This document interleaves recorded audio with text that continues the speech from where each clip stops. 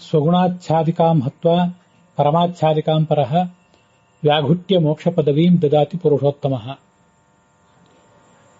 ಶ್ರೀ ಗುರುಭ್ಯೋ ನಮಃ. ಎಲ್ಲರಿಗೂ ವಿಜಯದಶಮಿ ಹಬ್ಬದ ಹಾರ್ದಿಕ ಶುಭಾಶಯಗಳು. ಇವತ್ತು ಈ ಸ್ವಗುಣಾಚ್ಛಾದಿಕ ಮತ್ತು ಪರಮಾಚ್ಛಾದಿಕ ಅಂತ ಭಾಗವತ ತಾತ್ಪರ್ಯದಲ್ಲಿ ವರ್ಣಿತ ಆಗಿರುವ ಎರಡು ಅವಿದ್ಯೆಗಳ ಬಗ್ಗೆ ಕೆಲವು ವಿಷಯಗಳನ್ನು ಹೇಳಬೇಕು ಅಂತ ಭಾವಿಸಿದ್ದೇನೆ. ಭಾಗವತ ತಾತ್ಪರ್ಯದ 10ನೇ ಸ್ಕಂದ 96ನೇ ಅಧ್ಯಾಯ ಅಲ್ಲಿ 13ನೇ ಶ್ಲೋಕ. ಸ್ವಸೃಷ್ಟಮಿದಮಾಪೀಯ ಶಯಾನಂ ಸಹ ಶಕ್ತಿಭಿಃ ತದಂತೆ ಬೋಧಯಾಮಾಸುಃ ಬೋಧಯಾಂಚಕ್ರುಃ ತಲ್ಲಿಂಗೈಃ ಶ್ರುತಯಃ ಪರಂ ಅಂತ ಶ್ಲೋಕ ಮೂಲ ಭಾಗವತದ್ದು. ಅಲ್ಲಿ ಮಹಾತತ್ವ ಅನ್ನೋ ವಿವೇಕ ಅನ್ನೋ ಗ್ರಂಥವನ್ನು ಆಚಾರ್ಯರು ಉದ್ಧರಿಸಿ ಈ ಕೆಲವು ವಿಷಯಗಳನ್ನು ಹೇಳ್ತಾರೆ. ಶ್ರೀಃ ಪರಾ ಪ್ರಕೃತಿ ಪ್ರೋಕ್ತ ಬ್ರಹ್ಮಾಣಿ ತ್ವವರಾ ತತಃ ಉಮಾಶಚಿ ಮುಖಾಸ್ತಸ್ಯಾಹ ಅವರಾಹ ಸಂಪ್ರಕೀರ್ತಿತಾಃ ಅಥಾನ್ಯೇ ಪ್ರಕೃತಿ ದುಷ್ಟೇ ದೃಷು ಪ್ರಾತಿಸ್ವಿಕಂ ಸ್ಥಿತೆ ಸ್ವಗುಣಾಚ್ಛಾದಿಕಾತ್ವೇಕ ಪರಮಾಚ್ಛಾದಿಕಾ ಪರಾ ಸ್ವಗುಣಾಚ್ಛಾದಿಕಾಂ ಹತ್ವಾ ಪರಮಾಚ್ಛಾದಿಕಾಂ ಪರಃ ವ್ಯಾಘುಟ್ಯ ಮೋಕ್ಷ ಪದವೀಂ ದದಾತಿ ಪುರುಷೋತ್ತಮಃ ಅಂತ ಆರಂಭದ ಕೆಲವು ಶ್ಲೋಕಗಳು. ಅಜ ಅಥವಾ ಪ್ರಕೃತಿ ಅಂದರೆ ಮುಖ್ಯವಾಗಿ ಲಕ್ಷ್ಮೀದೇವಿಯ ಪ್ರಕೃತಿ. ಅವಳಿಗಿಂತ ಕಡಿಮೆಯ ಪ್ರಕೃತಿ ಅಂದರೆ ಸರಸ್ವತೀ ದೇವಿ. ಇನ್ನೂ ಕೆಳಗಿನ ಪ್ರಕೃತಿಗಳು ಅಂದರೆ ಪಾರ್ವತಿ, ಶಚಿ ಮೊದಲಾದವರು.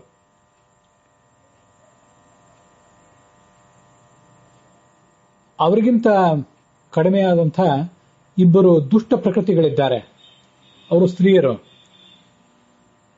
ಪ್ರತಿಯೊಬ್ಬ ಸಾಧಕನಲ್ಲಿಯೂ ಮನುಷ್ಯನಲ್ಲಿಯೂ ಕೂಡ ಬೇರೆ ಬೇರೆಯಾಗಿರ್ತಾರೆ ಅವರು. ಅದರಲ್ಲಿ ಸ್ವಗುಣಾಚ್ಛಾದಿಕ ಅಂತ, ಜೀವಾಚ್ಛಾದಿಕ ಅಂತನೂ ಹೇಳ್ತಾರೆ ಆ ಸ್ತ್ರೀಯನ್ನ. ಜೀವರ ಗುಣಗಳು ಆ ಜೀವರಿಗೆ ತಿಳಿಯದಂತೆ ಮುಚ್ಚಿ ಹಾಕ್ತಾರೆ. ಇನ್ನೊಬ್ಬಳು ಪರಮಾಚ್ಛಾದಿಕ ಅಂತ, ಪರಮಾತ್ಮನನ್ನು ಮುಚ್ಚುತ್ತಾಳೆ ಅಂತ ಅರ್ಥ ಅಲ್ಲ, ಪರಮಾತ್ಮನ ಜ್ಞಾನ ಜೀವರಿಗೆ ಬರದಿರುವಂತೆ ಮಾಡ್ತಾಳಷ್ಟೆ.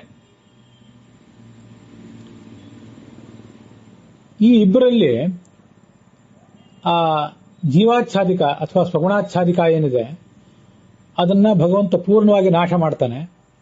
ಪರಮಾಚ್ಛಾದಿಕವನ್ನ ನಾಶ ಮಾಡೋದಿಲ್ಲ, ಕೇವಲ ದೂರ ಮಾತ್ರ ಮಾಡ್ತಾನೆ. ಭಗವಂತ ಮೋಕ್ಷವನ್ನು ಕೊಡ್ತಾನೆ ಮುಂದೆ. ಅದೇ ದ್ವೇ ಅಪಿತೆ ಪ್ರೋಕ್ತೆ ಅನಂತಾಚ್ಛಾದಿನಿ ಹರೇಹೇ ನ ವಿಷ್ಣುಂ ಛಾದಯತ್ಯೇಷ ತಜ್ಞಾನಂ ಛಾದಯೇತ್ ಪರಂ ಜೀವಸ್ಯೈವ ನ ತತ್ರಾಪಿ ಬ್ರಹ್ಮಾದೇರಸ್ತಿ ಸಾ ಕ್ವಚಿತ್ ಸರ್ವಾವರೇತೆ ಪ್ರಕೃತಿ ಸತತಂ ದುಃಖಿತೇಪಿ ಚ ಪಿಶಾಚವತ್ ಸಮುದ್ದಿಷ್ಟೇ ಪುರುಷಸ್ಯ ಅಧಿಕಾರಿಣಃ ಅಂತ ಮುಂದುವರಿದ ಶ್ಲೋಕಗಳು.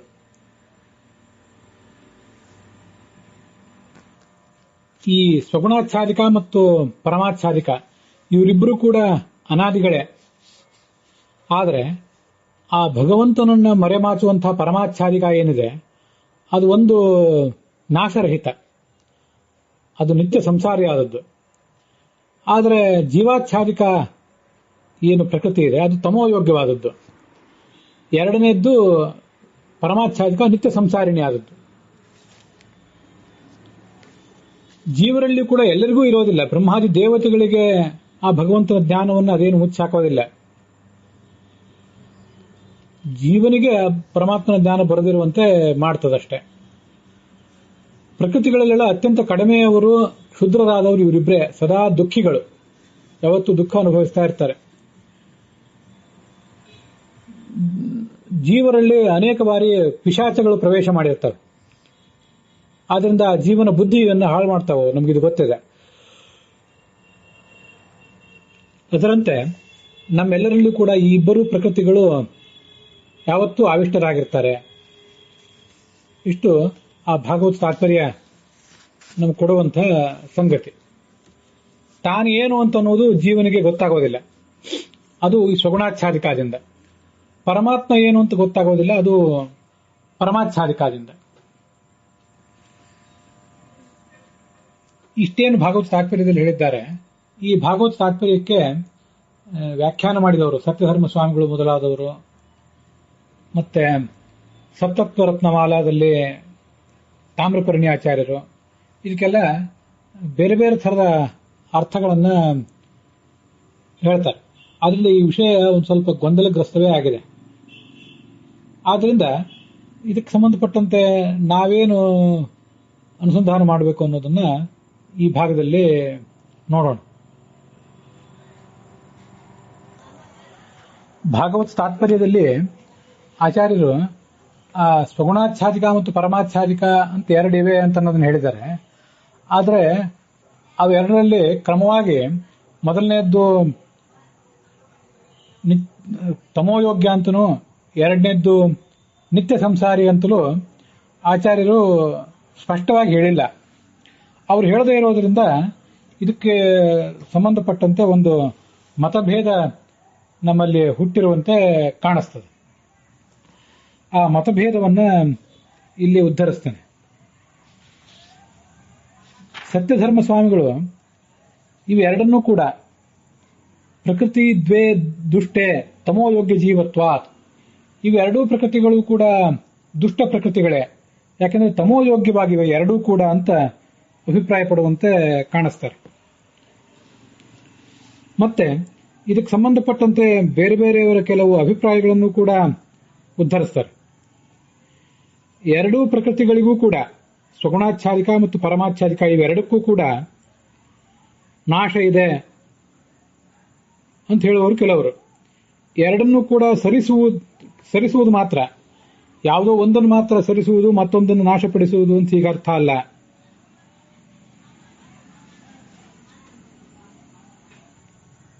ಮತ್ತೊಂದು ಅಭಿಪ್ರಾಯದಂತೆ ಸತ್ಯಧರ್ಮ ಸ್ವಾಮಿಗಳು ಅದನ್ನು ಉದ್ಧರಿಸುವಂತೆ ಸ್ವಗುಣಾಚ್ಛಾದಿಕ ಅಂತನ್ನೋದು ಅನಾದಿ ಕಾಲದ್ದೇ, ಅದಕ್ಕೆ ಸ್ವರೂಪ ಧ್ವಂಸ ಇದೆ, ಪೂರ್ಣವಾಗಿ ನಷ್ಟ ಆಗಿಬಿಡ್ತದೆ ಅದು.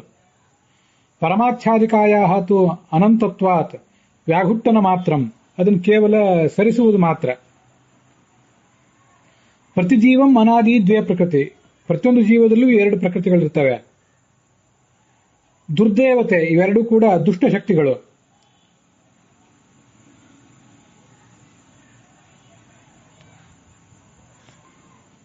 ನ್ಯಾಯಸುಧಾನೂ ಕೂಡ, ಜಯತೀರ್ಥರ ನ್ಯಾಯಸುಧಾನೂ ಕೂಡ ಈ ವಿಷಯದಲ್ಲಿ ಸ್ಪಷ್ಟವಾಗಿ ಏನನ್ನು ಹೇಳುವಂತೆ ಕಾಣಿಸೋದಿಲ್ಲ.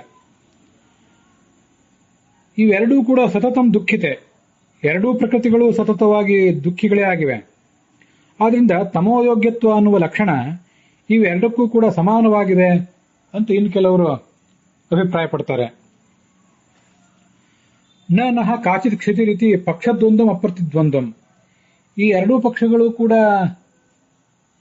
ನಮಗೆ ಸ್ವೀಕಾರಕ್ಕೆ ಯೋಗ್ಯವಾಗಿ ಕಾಣಿಸ್ತವೆ ಅಂತ ಸತ್ಯಧರ್ಮ ಸ್ವಾಮಿಗಳು ಆ ಎರಡೂ ಪಕ್ಷಗಳನ್ನು ಉದ್ಧರಿಸಿದ್ದಾರೆ. ಆದರೂ ತಮ್ಮ ಅಭಿಪ್ರಾಯ ಅವರು ಹೇಳುವಂತೆ ಎರಡೂ ಪ್ರಕೃತಿಗಳು ತಮೋಯೋಗ್ಯವೇ, ಒಂದು ಅದರಲ್ಲಿ ತಮೋಯೋಗ್ಯ, ಮತ್ತೊಂದು ನಿತ್ಯ ಸಂಸಾರಿ ಅಂತೇನೋ ಸತ್ಯಧರ್ಮ ಸ್ವಾಮಿಗಳ ಅಭಿಪ್ರಾಯ ಇದ್ದಂತೆ ಕಾಣಿಸೋದಿಲ್ಲ. ಹೀಗೆ ಸತ್ಯಧರ್ಮ ಸ್ವಾಮಿಗಳಿಗೆ ಸಂಬಂಧಪಟ್ಟಂತೆ ಏನು ಹೇಳಿದ್ರು ಅಂತ ಅನ್ನೋದನ್ನ ನಾವು ನೋಡಿದೆವು. ಕೊನೆಗೆ ತಾಮ್ರಪರ್ಣಿ ಆಚಾರ್ಯ ಏನು ಹೇಳ್ತಾರೆ ಅಂತ ಅನ್ನೋದನ್ನು ನೋಡೋಣ. ಸತ್ತತ್ವರತ್ನ ಮಾಲಾದಲ್ಲಿ ಅವರು ಅದನ್ನ ಹೇಳಿದ್ದಾರೆ. ಇದಕ್ಕೆ ಸಂಬಂಧಪಟ್ಟಂತೆ ಬನ್ನಂಜೆ ಗೋವಿಂದಾಚಾರ್ಯರು ತಮ್ಮ ವ್ಯಾಖ್ಯಾನದಲ್ಲಿ ಏನು ಹೇಳ್ತಾರೆ ಅಂತ ಅನ್ನೋದನ್ನ ಈಗ ನೋಡೋಣ. ಸ್ವಗುಣಾಚ್ಛಾದಿಕ ಅನ್ನೋದು ತಾಮಸ ಪ್ರಕೃತಿ, ಆದ್ರಿಂದ ಅದನ್ನ ಕೊಂದೇ ಹಾಕ್ತಾನೆ, ಕೊಂದು ತಮಸ್ಸಿಗೆ ಕಳಿಸ್ತಾನೆ. ಮತ್ತೆ ಆ ಸ್ವಗುಣಾಚ್ಛಾದಿಕ ಪ್ರಕೃತಿಯ ಹಿಡಿತದಿಂದ ಮುಕ್ತವಾದ ಸಾತ್ವಿಕ ಜೀವನನ್ನು ಮೋಕ್ಷಕ್ಕೆ ಕಳಿಸ್ತಾನೆ. ಪರಮಾಚ್ಛಾದಿಕ ಅನ್ನೋದು ರಾಜಸ ಪ್ರಕೃತಿ, ಆದ್ರಿಂದ ಅದನ್ನು ಕೊಲ್ಲುವುದಿಲ್ಲ, ಮತ್ತೆ ತಮಸ್ಸಿನಲ್ಲಿ ಹಾಕುವುದೂ ಇಲ್ಲ. ಹೊರತು ಅದು ಎಲ್ಲಿದೆ ಆ ರಾಜಸ ಪ್ರಕೃತಿ ಪರಮಾಚ್ಛಾದಿಕ ಇರುವುದು ಎಲ್ಲಿ ಅಂದ್ರೆ ಲಿಂಗದೇಹ ಮತ್ತು ಅನಿರುದ್ಧ ದೇಹಗಳ ಮಧ್ಯದಲ್ಲಿದೆ ಅದು. ಆದ್ದರಿಂದ ಜೀವದ ಸ್ವರೂಪದಿಂದ ಜೀವನಲ್ಲಿ ಇರುವಂತಹ ಈ ಪರಮಾಚ್ಛಾದಿಕ ಪ್ರಕೃತಿಯನ್ನು ದೂರ ಸರಿಸುವುದು ಮಾತ್ರ. ಜೀವದೇವಾತ್ ದೇಹಾತ್ ಅಪಸರಣಮೇವ ನಿತ್ಯ ಸಂಸಾರಿತ್ವಾತ್ ತಸ್ಯಾಹ ಅತಃ ಸ್ವಗುಣಾಚ್ಛಾದಿಕಾಂ ಹತ್ವ ಅಂದ್ರೆ ತಮಃ ಗಮಯಿತ್ವ. ಸ್ವಗುಣಾಚ್ಛಾದಿಕವನ್ನು ಕೊಲ್ಲುವುದು ಅಂದ್ರೆ ಏನರ್ಥ? ಅದನ್ನು ತಮಸ್ಸಿಗೆ ಕಲಿಸುವುದು ಅಂತ ಅರ್ಥ. ಪರಮಾಚ್ಛಾದಿಕವನ್ನು ಕೇವಲ ವ್ಯಾಘುಟ್ಟನ ಮಾಡುವುದು ಅಂದ್ರೆ ದೂರ ಸರಿಸುವುದು. ಮೋಕ್ಷ ಪದವಿಯನ್ನ ಭಗವಂತ ಕೊಡ್ತಾನೆ ಅಂತ ಅದರ ಅರ್ಥ. ವಿಷ್ಣು ರಹಸ್ಯ ಪುರಾಣದಲ್ಲಿರುವಂತಹ ಕೆಲವು ಮಾತುಗಳನ್ನು ಕೂಡ ಗೋವಿಂದಾಚಾರ್ಯಲ್ಲಿ ಉದ್ಧರಿಸ್ತಾರೆ. ಮೋಕ್ಷಾಧಿಕಾರಿಣಾಮೇವ ಜ್ಞಾನ ಐಶ್ವರ್ಯಾದಯೋ ಗುಣಾಹ. ಮೋಕ್ಷಾಧಿಕಾರಿಗಳಾದಂತಹ ಸಜ್ಜೀವರಿಗೆ ಜ್ಞಾನ ಐಶ್ವರ್ಯ ಮೊದಲಾದ ಗುಣಗಳಿರ್ತವೆ. ಅದನ್ನ ಮುಚ್ಚಿ ಹಾಕುವಂಥದ್ದೊಂದು ತಮೋಗಾಸ ಪ್ರಕೀರ್ತಿತ, ಅದು ತಮಸ್ಸಿಗೆ ಹೋಗುವಂತಹ ಪ್ರಕೃತಿ. ಜೀವಂ ಪ್ರತಿ ಮಹಾವಿಷ್ಣು ಯಾತು ಆಚ್ಛಾದಯತಿ ಪ್ರಭೋ. ಭಗವಂತನ ಜ್ಞಾನ ಜೀವನಿಗೆ ಆಗದೇ ಇರುವಂತೆ ಮಾಡುವಂಥದ್ದು ಮತ್ತೊಂದು ಪರಮಾಚ್ಛಾದಿಕ. ಸಾ ಅಪರಾ ಪ್ರಕೃತಿ, ಅದು ಮತ್ತೊಂದು ಪ್ರಕೃತಿ ಪರಮಾಚ್ಛಾದಿಕ ಸ್ಮೃತ.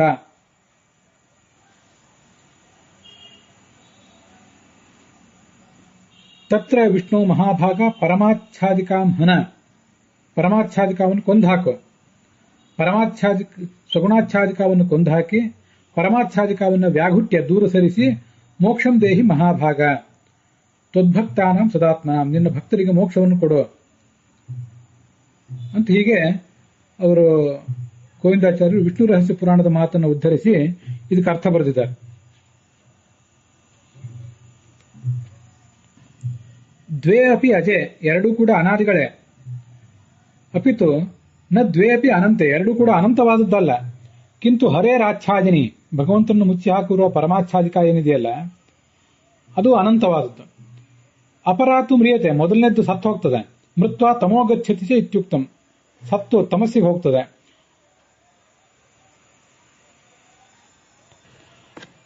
ಸತ್ತತ್ವ ರತ್ನಮಾಲಾದ 85-86ನೇ ಶ್ಲೋಕಗಳಲ್ಲಿ ತಾಮ್ರಪರ್ಣಿ ಆಚಾರ್ಯರು, ತಾಮ್ರಪರ್ಣಿ ಆನಂದ ತೀರ್ಥಾಚಾರ್ಯರು ಇದ್ರ ಬಗ್ಗೆ ಹೇಳಿದ್ದಾರೆ. ಅದಕ್ಕೆ ಸಂಬಂಧಪಟ್ಟಂತಹ ವ್ಯಾಖ್ಯಾನವನ್ನು ಕೂಡ ಅವರೇ ಮಾಡಿದ್ದಾರೆ. ತತ್ರ ಪರಮಾಚ್ಛಾದಿಕ ನಿತ್ಯ ಸಂಸಾರಿಣಿ ಇತಿ ಕೇಚಿತ. ಪರಮಾಚ್ಛಾದಿಕ ಭಗವಂತನನ್ನ ಮುಚ್ಚಿ ಹಾಕುವಂತಹ, ಭಗವಂತನ ಜ್ಞಾನ ಜೀವರಿಗೆ ಬರದೇ ಇರುವಂತೆ ಮಾಡುವ ನಿತ್ಯ ಪರಮಾಚ್ಛಾದಿಕ ಏನಿದೆ ಅದು ನಿತ್ಯ ಸಂಸಾರಿ ಅಂತ ಕೆಲವರು ಹೇಳ್ತಾರೆ. ಆದರೆ ಅದ್ರ ಬಗ್ಗೆ ಸ್ವಲ್ಪ ನಾವು ಆಲೋಚನೆ ಮಾಡಬೇಕಾಗಿದೆ. ನಮಗೆ ಅದ್ರ ಬಗ್ಗೆ ಸಮಾಧಾನ ಇಲ್ಲ ಅಂತಾರೆ. ಯಾಕೆಂದ್ರೆ ದುಷ್ಟತ್ವ ಸರ್ವಾವರತ್ವ ಸತತಂ ದುಃಖಿತ್ವಾಗಿ ತಮೋಯೋಗಿ ಲಕ್ಷಣಸ್ಯ ದ್ವಯೋರಪಿ ಅಭಿಧಾನಾತ್.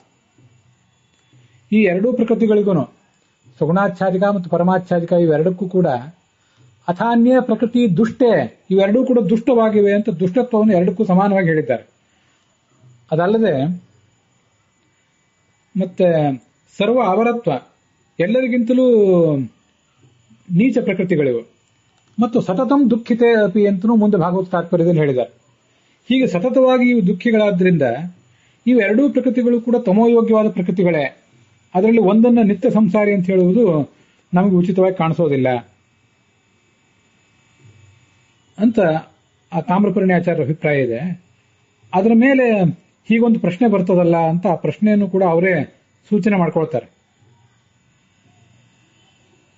ಸ್ವಗುಣಾಚ್ಛಾದಿಕಾಂ ಹತ್ವ ಪರಮಾಚ್ಛಾದಿಕಾಂ ಪರಹ ವ್ಯಾಘುಟ್ಯ ಅಂತಿದೆಯಲ್ಲ, ಇದೇ ಪ್ರಶ್ನೆ. ಎರಡೂ ತಮೋಯೋಗ್ಯ ಆಗಿದೆ, ಎರಡನ್ನೂ ಕೂಡ ಭಗವಂತ ಕೊಂದೇ ಹಾಕಿಬಿಡ್ತಾನೆ ಅಂತ ವಿವರಣೆ ಇರಬೇಕಾಗಿತ್ತು. ಒಂದನ್ನು ಕೊಂದು ಮತ್ತೊಂದು ಸರಿಸಿ ಅಂತ ಯಾಕೆ ಹೇಳಿದ್ದಾರೆ?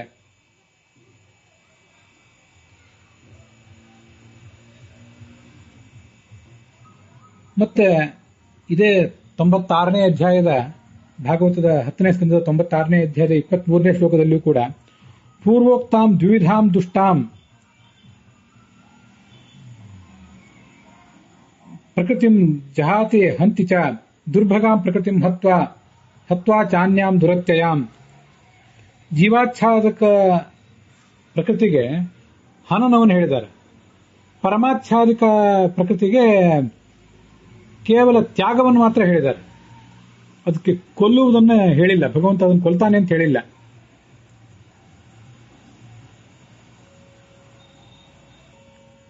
ಇದರಿಂದ ಪರಮಾಚ್ಛಾದಿಕ ಅನ್ನೋದು ನಿತ್ಯ ಸಂಸಾರಿ ಅಂತಲೂ, ಜೀವಾಚ್ಛಾದಿಕ ಅಂತ ಅನ್ನೋದು ತಮೋಯೋಗ್ಯ ಅಂತಲೂ ಗೊತ್ತಾಗ್ತದೆ.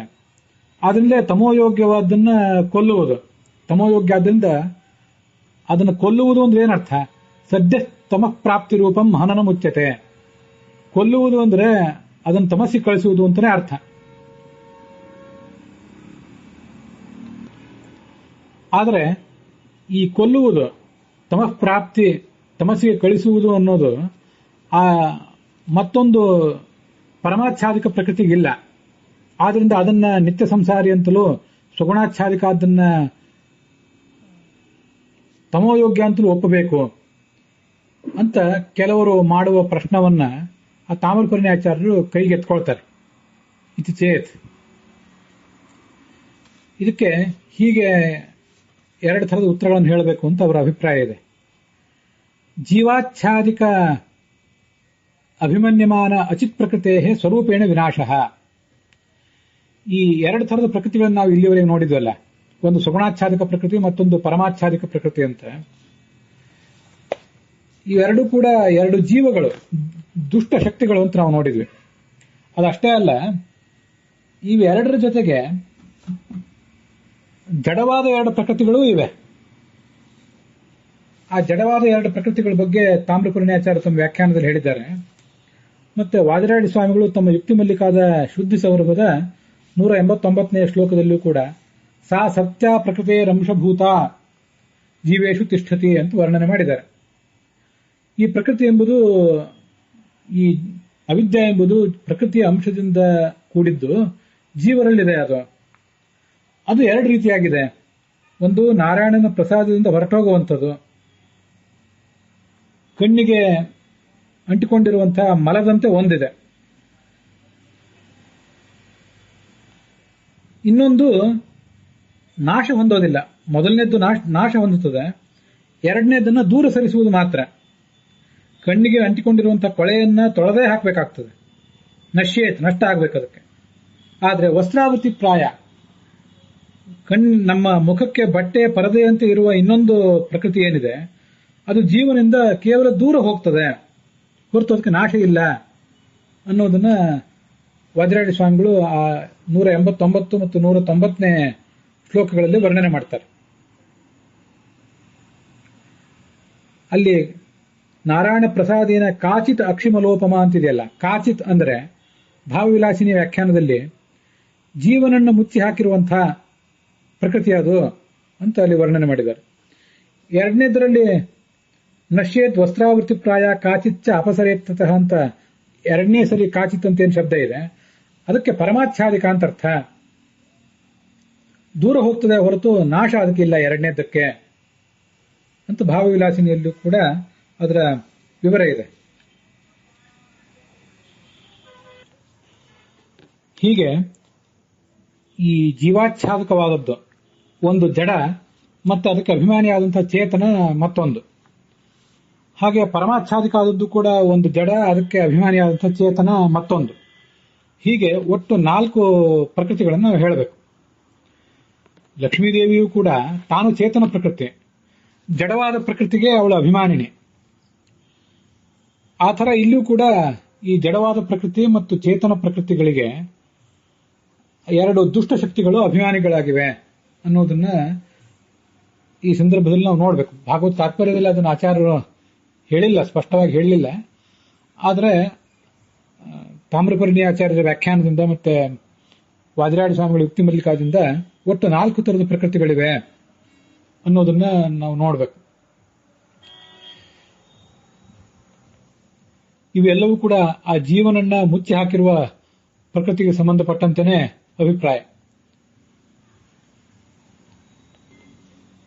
ಇದರಲ್ಲಿ ಈ 4 ಪ್ರಕೃತಿಗಳಲ್ಲಿ ಯಾವ್ದ್ಯಾವ್ದು ಯಾವಾಗ ನಷ್ಟ ಆಗ್ತದೆ ಅನ್ನೋದನ್ನ ಕೆಲವರು ಏನು ಅಭಿಪ್ರಾಯ ಪಡ್ತಾರೆ ಅದನ್ನ ತಾಮ್ರಪರ್ಣಿ ಆಚಾರ್ಯರು ತಮ್ಮ ಸಪ್ತರತ್ನಮಾಲಾದ ವ್ಯಾಖ್ಯಾನದಲ್ಲಿ ಹೇಳ್ತಾರೆ. ಜೀವಾಚ್ಛಾದಕ ಪ್ರಕೃತಿಯಿಂದ ಅಭಿಮನ್ಯಮಾನವಾದಂತಹ, ಅಭಿಮಾನಕ್ಕೆ ಪಾತ್ರವಾದಂತಹ ಅಚಿತ್ ಪ್ರಕೃತಿ, ಅಚಿತ್ ಅಂದ್ರೆ ಜಡ ಅಂತ ಅರ್ಥ, ಚಿತ್ ಅಂದ್ರೆ ಚೇತನ ಅಂತ ಅರ್ಥ. ಅಚಿತ್ ಪ್ರಕೃತಿಗೆ ಸ್ವರೂಪೇಣ ನಾಶ, ಪೂರ್ಣ ಸ್ವರೂಪವೇ ಅದರದ್ದು ನಷ್ಟ ಆಗಿ ಹೋಗ್ತದೆ. ಪರಮಾಚ್ಛಾದಿಕ ಅಭಿಮನ್ಯಮಾನ ಅಚಿತ್ ಪ್ರಕೃತಿಯಸ್ತು ನ ನಾಶಃ ಅಪಿತು ತ್ಯಾಗ ಏವ. ಪರಮಾಚ್ಛಾದಕವಾದ ಚೇತನ ಪ್ರಕೃತಿಯಿಂದ ಅಭಿಮನ್ಯಮಾನವಾದಂತಹ ಅಚಿತ್ ಪ್ರಕೃತಿ ಏನಿದೆ ಅದಕ್ಕೆ ನ ನಾಶ, ಪೂರ್ಣವಾದ ನಾಶ ಇಲ್ಲ, ಅಪಿತು ತ್ಯಾಗ ಏವ, ಕೇವಲ ತ್ಯಾಗ ಮಾತ್ರ.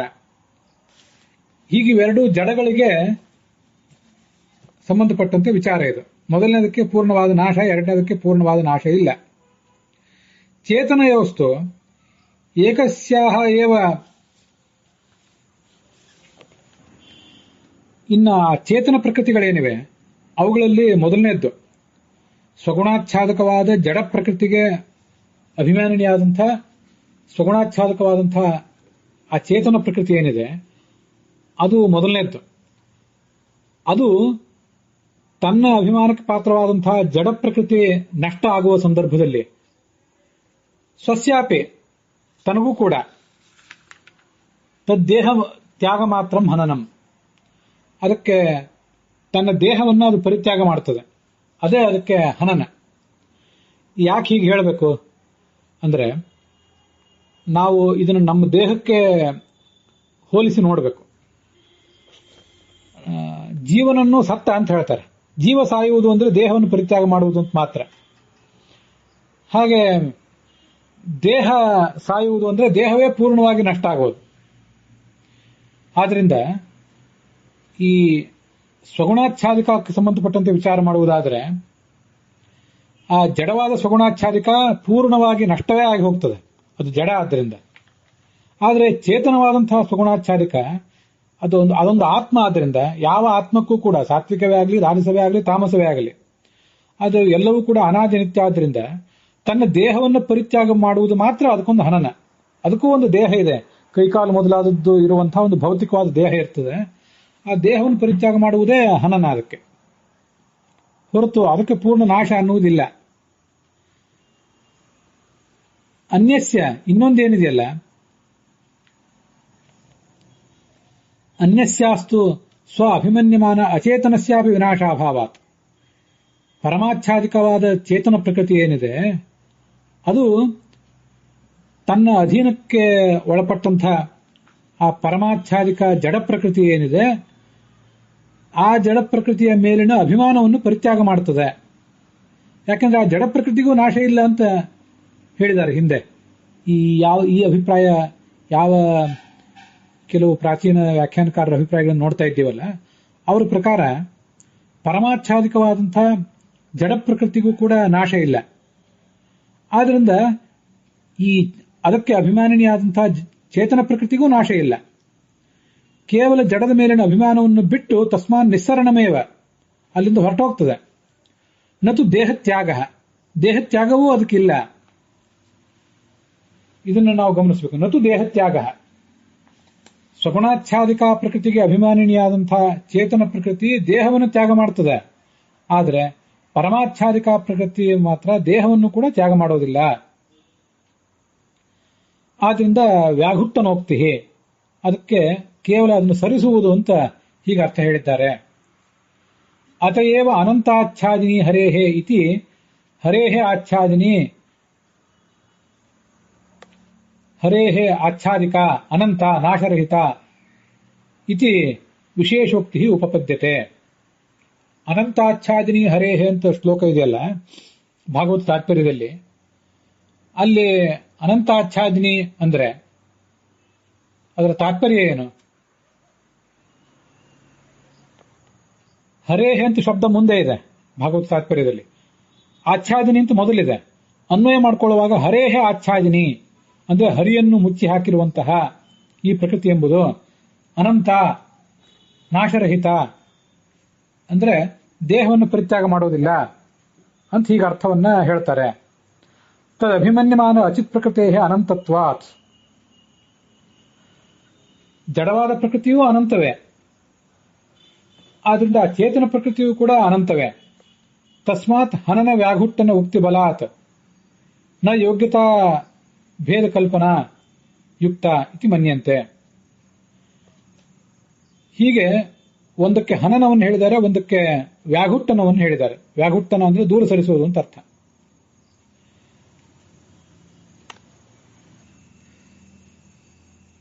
ತಸ್ಮಾತ್ ಹನನ ವ್ಯಾಘುಟ್ಟನೋಕ್ತಿ ಬಲಾತ್ ನ ಯೋಗ್ಯತಾ ಭೇದ ಕಲ್ಪನಾ ಯುಕ್ತ ಇತಿ ಮನ್ಯಂತೆ.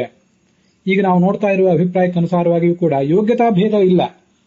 ಮೊದಲನೇದ್ದು ತಮೋಯೋಗ್ಯ ಅಂತಲೂ, ಎರಡನೇದ್ದು ನಿತ್ಯ ಸಂಸಾರಿ ಅಂತನೂ ಈ ವ್ಯಾಖ್ಯಾನಕಾರರು ಅದನ್ನು ಒಪ್ಪಿಲ್ಲ, ಅದು ಸರಿಯಲ್ಲ ಅಂತ ಹೇಳ್ತಾರೆ. ಇಷ್ಟು ಒಬ್ರು ಯಾರೋ ಕೆಲವರು ವ್ಯಾಖ್ಯಾನಕಾರರು ಹೇಳಿದ್ದನ್ನ ತಾಮ್ರಪರ್ಣಿ ಆಚಾರ್ಯರು ಅಲ್ಲಿ ಉದ್ಧರಿಸ್ತಾರೆ. ಅದಕ್ಕನುಸಾರವಾಗಿ ಅದನ್ನ ಸಾರ ಸಂಗ್ರಹ ಮಾಡುವುದಾದರೆ ಹೀಗೆ ಹೇಳಬಹುದು. ಪರಮಾಚ್ಛಾದಿಕ ಮತ್ತು ಸುಗುಣಾಚ್ಛಾದಿಕ ಎಂಬುದಾಗಿ ಎರಡು ಜಡಗಳಿವೆ. ಅದರಲ್ಲಿ ಜಡವಾದ ಸುಗುಣಾಚ್ಛಾದಿಕ ನಾಶ ಹೊಂದುತ್ತದೆ. ಆ ಜಡವಾದ ಪರಮಾಚ್ಛಾದಿಕ ಏನಿದೆ ಅದಕ್ಕೆ ನಾಶ ಇಲ್ಲ, ಅದನ್ನು ದೂರ ಸರಿಸುವುದು ಮಾತ್ರ. ಇನ್ನು ಎರಡು ಚೇತನಗಳೇನಿವೆ, ಆ ಚೇತನ ಸುಗುಣಾಚ್ಛಾದಿಕ ತನ್ನ ದೇಹವನ್ನು ಪರಿತ್ಯಾಗ ಮಾಡುತ್ತದೆ. ಅದು ಆ ದೇಹವನ್ನು ಪರಿತ್ಯಾಗ ಮಾಡುವುದೇ ಅದಕ್ಕೆ ಹನನ. ಪರಮಾತ್ಮ ಅದರ ದೇಹವನ್ನು ಬಿಡಿಸಿ ಅದನ್ನು ಕೊಂದು ಹಾಕ್ತಾನೆ. ಇನ್ನೊಂದಕ್ಕೆ ಆ ಜಡವಾದ ಪ್ರಕೃತಿಗೂ ನಾಶ ಇಲ್ಲ, ಆದ್ರಿಂದ ಈ ಚೇತನ ಪ್ರಕೃತಿಗೂ ಕೂಡ ದೇಹತ್ಯಾಗ ಅಂತನ್ನುವುದಿಲ್ಲ, ಹೊರತು ಅಭಿಮಾನ ತ್ಯಾಗ ಮಾತ್ರ. ಅದೇ ನಿಸ್ಸರಣ. ಇಷ್ಟು ಅಭಿಪ್ರಾಯವನ್ನು ಹೇಳಿ, ಗುರವಸ್ತು ಉಭಯೋರಪಿ ತಮೋಯೋಗ್ಯತ್ವೇಪಿ, ತಮ್ಮ ಗುರುಗಳು ಏನು ಹೇಳ್ತಿದ್ರು ಅಂತ ಅನ್ನೋದನ್ನ ತಾಮ್ರಪರ್ಣಿ ಆಚಾರ್ಯರು ಇಲ್ಲಿ ಉದ್ಧರಿಸ್ತಾರೆ. ಉಭಯೋರಪಿ ತಮೋಯೋಗ್ಯತ್ವೇ ಅಪಿ, ಎರಡೂ ಕೂಡ ತಮೋಯೋಗ್ಯವೇ ಆಗಿದೆ. ಸುಗುಣಾಚ್ಛಾದಿಕಾಯ ಯೋಗ್ಯ ಜೀವ ಮುಕ್ತಿ ಸಮಯ ಏನಾಗ್ತದೆ ವ್ಯತ್ಯಾಸ? ಸುಗುಣಾಚ್ಛಾದಿಕ ಅನ್ನೋದು ಯೋಗ್ಯನಾದ ಸಜ್ಜೀವನಾದವನು ಮುಕ್ತಿಗೆ ಹೋಗುವಾಗ ಸದ್ಯ ತಮ ಪ್ರಾಪ್ತಿರೇವ, ಕೂಡಲೇ ಅದು ತಮಸ್ಸಿಗೆ ಹೋಗಿಬಿಡ್ತದೆ. ಅದೇ ಅದ ಹನನ ಅಂತಂದ್ರೆ. ಸುಗುಣಾಚ್ಛಾದಿಕಾಂ ಹತ್ವ ಅಂತಿದೆಯಲ್ಲ, ಕೂಡಲೇ ಅದನ್ನು ತಮಸ್ಸಿಗೆ ಕಳಿಸಿಬಿಡ್ತಾನೆ ಅಂತ ಅರ್ಥ. ಮತ್ತೆ ಪರಮಾಚ್ಛಾದಿಕ ಏನಿದೆ ಅದಕ್ಕೆ ಆಗಲೇ ತಮಃ ಪ್ರಾಪ್ತಿ ಇಲ್ಲ, ಆವಾಗಲೇ ಅದನ್ನು ತಮಸ್ಸಿಗೆ ಕರ್ಕೊಂಡು ಹೋಗೋದಿಲ್ಲ. ಹೊರತು ಕಿಂತು ಮುಕ್ತ ಜೀವ ನಿಸ್ಸರಣಮೇವ, ಆ ಮುಕ್ತಿಗೆ ಸಿದ್ಧನಾದಂತಹ ಜೀವನಿಂದ ಅದನ್ನ ದೂರಕ್ಕೆ ಸರಿಸ್ತಾನೆ ಮಾತ್ರ. ಆದರೆ ಅದು ತಮೋಯೋಗ್ಯನೇ. ಆದ್ರಿಂದ ಕಾಲಾಂತರದಲ್ಲಿ ತನ್ನ ಸಾಧನೆ ಅದಕ್ಕೆ ಪೂರ್ಣವಾದ ಮೇಲೆ ಅದನ್ನು ತಮಸ್ಸಿಗೆ ಕಳಿಸ್ತಾನೆ. ಆದ್ರಿಂದ ವ್ಯಾಘುಟ್ಟನ ಅಂತ ಅರ್ಥ. ಎರಡೂ ಕೂಡ ತಮೋಯೋಗ್ಯರೇ. ಅದರಲ್ಲಿ ಸುಗುಣಾಚ್ಛಾದಿಕ ಅನ್ನೋದು ಜೀವನಿಗೆ ತನ್ನ ಜ್ಞಾನ ಬರದೇ ಇರುವಂತೆ ಮಾಡಿದ್ದು. ಅದಕ್ಕೆ ಆ ನಿರ್ದಿಷ್ಟ ಜೀವ ಒಬ್ಬ ಭಗವದ್ಭಕ್ತ ಆತ ತನ್ನ ಸಾಧನೆಯನ್ನು ಮುಗಿಸಿ ಹೋಗುವಾಗ ಈ ಸುಗುಣಾಚ್ಛಾದಿಕಕ್ಕೆ ಸಾಧನೆ ಮುಗೀತು, ಅದನ್ನು ತಮಸ್ಸಿಗೆ ಕಳಿಸ್ತಾನೆ.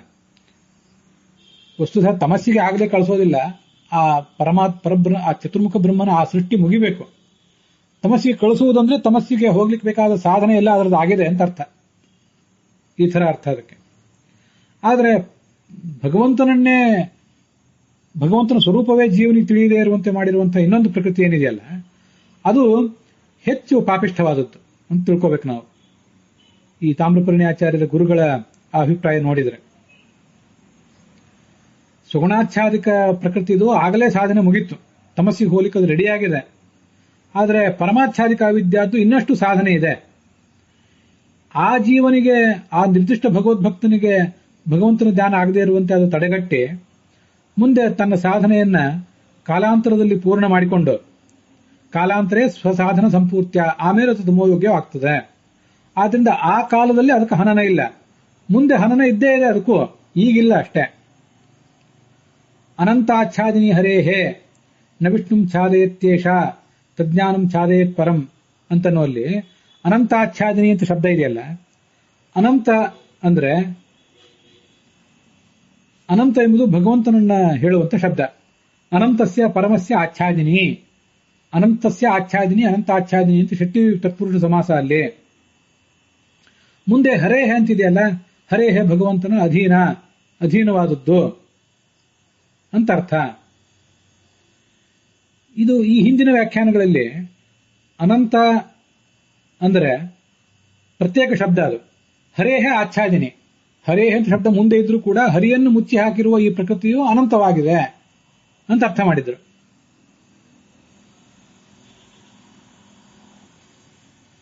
ಈ ಅರ್ಥ ತಾಮ್ರಪರ್ಣಿ ಆಚಾರ್ಯರೇ ಉದ್ಧರಿಸಿದಂತಹ ಅರ್ಥ ಅದು. ಅದಾದ್ಮೇಲೆ ತಮ್ಮ ಗುರುಗಳ ಅರ್ಥವನ್ನು ಹೇಳಿ ಹೊರಟಿದ್ರು.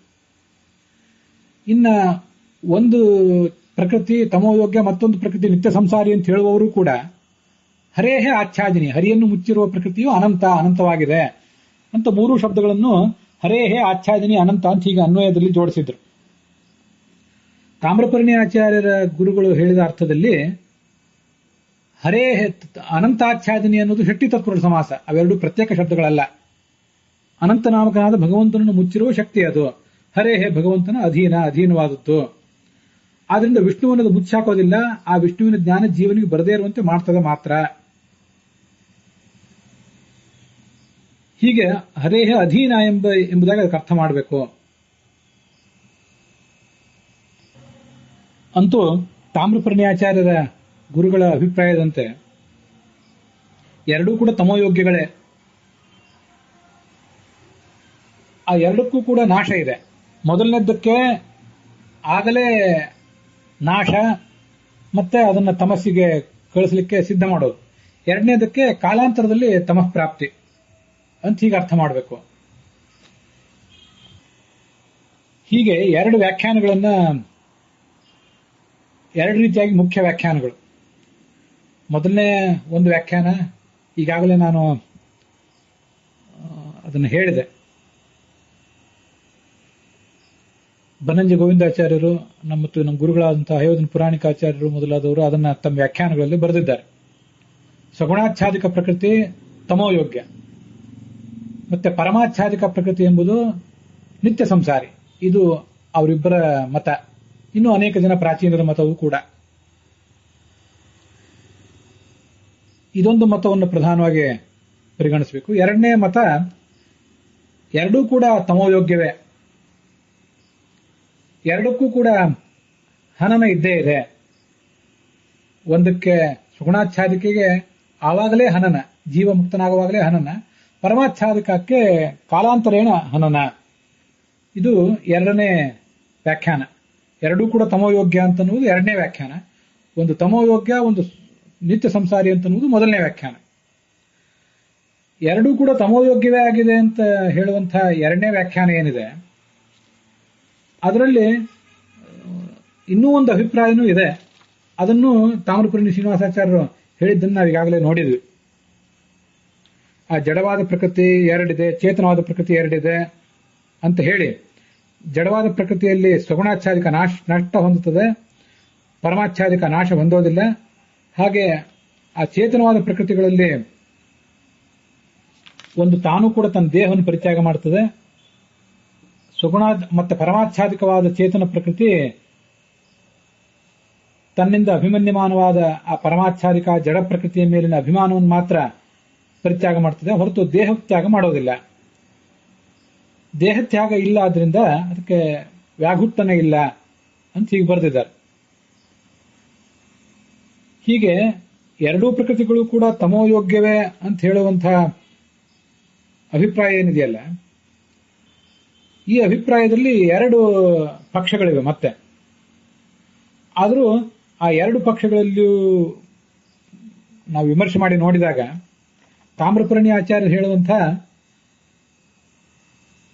ಪಕ್ಷ, ಅವರ ಗುರುಗಳು ಹೇಳುವಂತಹ ಪಕ್ಷ, ಎರಡೂ ಪ್ರಕೃತಿಗಳು ತಮೋಯೋಗ್ಯವೇ ಆಗಿವೆ, ಎರಡಕ್ಕೂ ಹನನವಿದೆ. ಒಂದಕ್ಕೆ ಕೂಡಲೇ ಹನನ, ಮತ್ತೊಂದಕ್ಕೆ ಅರ್ಥಾತ್ ಸುಗುಣಾಚ್ಛಾದಿಕ ಪ್ರಕೃತಿಗೆ ಆಗಲೇ ಹನನ, ಪರಮಾಚ್ಛಾದಿಕ ಪ್ರಕೃತಿಗೆ ಕಾಲಾಂತರೇಣ ಹನನ ಅಂತ ಅವ್ರೇನು ಹೇಳ್ತಾರೆ ತಾಮ್ರಪರ್ಣಿ ಆಚಾರ್ಯರ ಗುರುಗಳು. ಆ ಪಕ್ಷ ಯುಕ್ತವಾಗಿ ಕಾಣಿಸ್ತದೆ. ಎರಡೂ ತಮೋಯೋಗ್ಯವೇ ಆಗಿವೆ ಅನ್ನುವ ಪಕ್ಷದಲ್ಲಿ ಎರಡು ಪಕ್ಷಗಳೇನಿವೆ, ಅದರಲ್ಲಿ ಈ ಪಕ್ಷ ಯುಕ್ತವಾಗಿ ಕಾಣಿಸ್ತದೆ.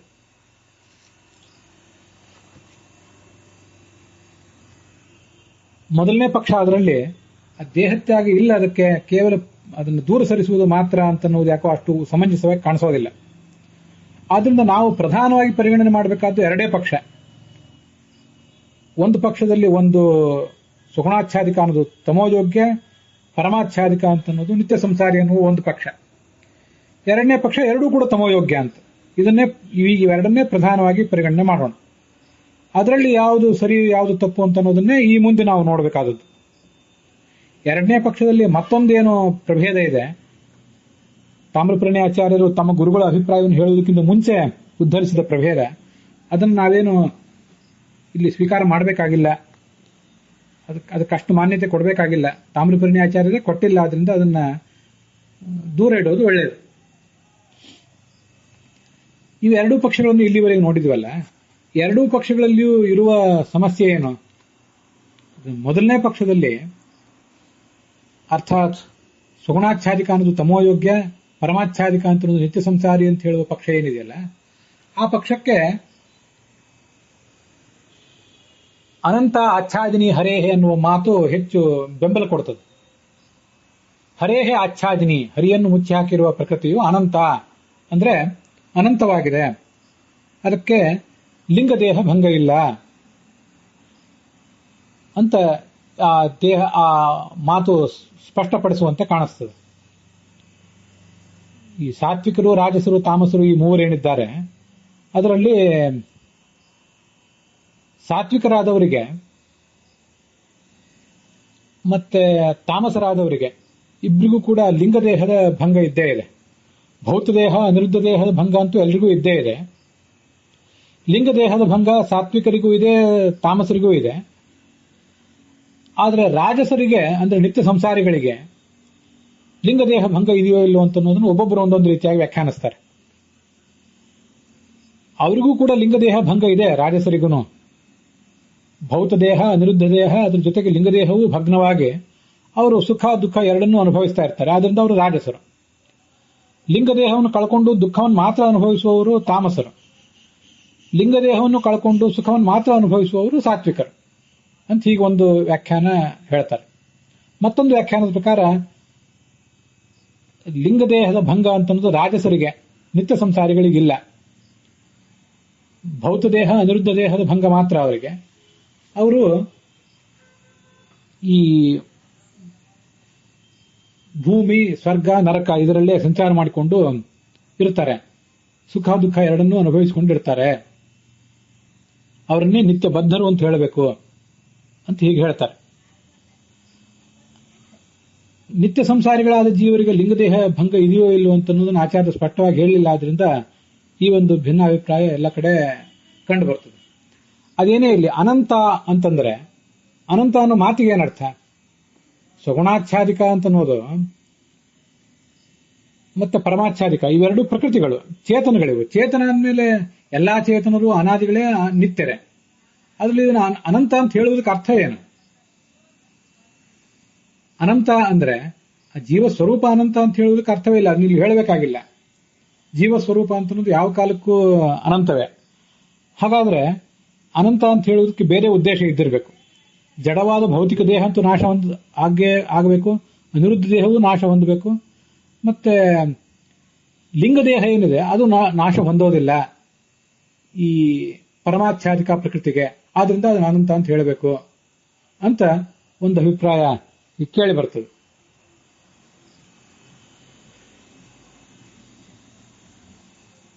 ಇದನ್ನೇ ಬನ್ನಂಜೆ ಗೋವಿಂದಾಚಾರ್ಯರು ಮತ್ತು ಪುರಾಣಿಕಾಚಾರ್ಯರು ಇವರೆಲ್ಲ ಹೇಳಿರೋದು.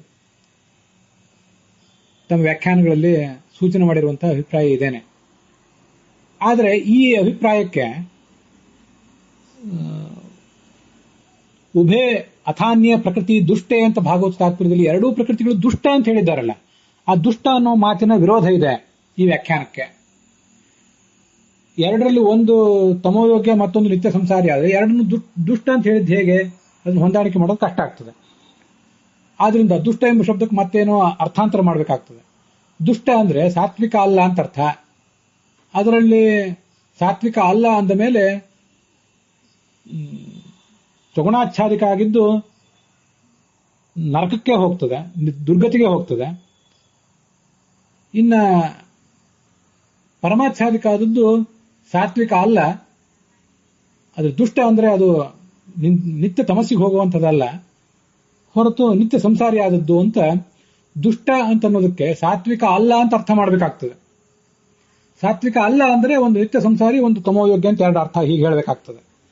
ಆಮೇಲೆ ಮುಂದೆ ಸರ್ವಾವರೇತೆಯ ಪ್ರಕೃತಿ ಸತತಂ ದುಃಖಿತೇ ಪಿಚ ಅಂತಿದೆಯಲ್ಲ, ಸತತವಾಗಿ ಅವು ದುಃಖಿತವಾಗಿವೆ ಅಂತ.